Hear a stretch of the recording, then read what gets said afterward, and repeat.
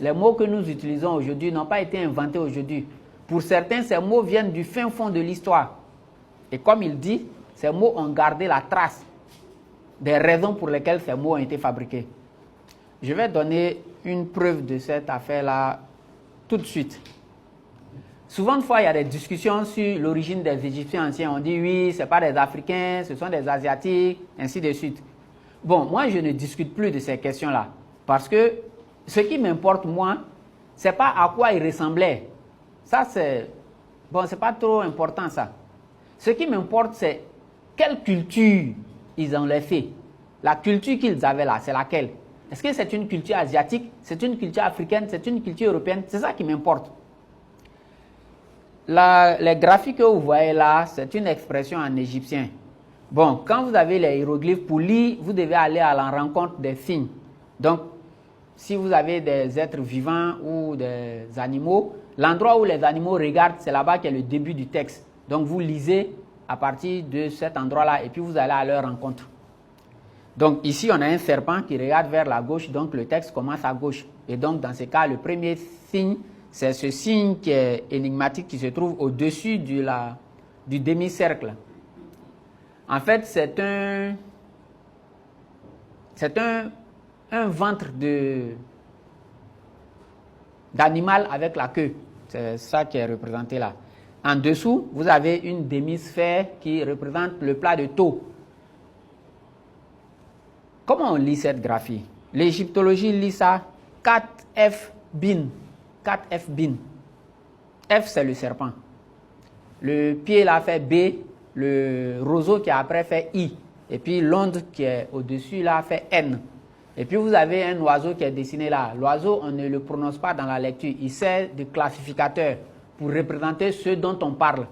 Donc ce mot bin que vous avez là, ça veut dire que c'est quelque chose qui est mauvais. Parce que cet oiseau-là est mis pour ces mauvaises choses-là.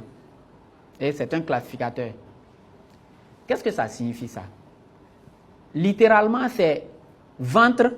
Ventre, c'est les deux premiers signes que vous avez là. Et puis le serpent fait F. Ventre, lui, mauvais. Ventre, lui, mauvais. Littéralement, c'est ce qui est écrit. Qu'est-ce que ça veut dire? Ça veut dire il est méchant. C'est comme ça que les anciens Égyptiens disaient pour dire quelqu'un est méchant. Ils disent son ventre est mauvais. Cette expression-là, aucune langue européenne ne dit ça pour dire que quelqu'un est méchant. En baoulé, on dit Ikunuye oui. Littéralement, son ventre est mauvais.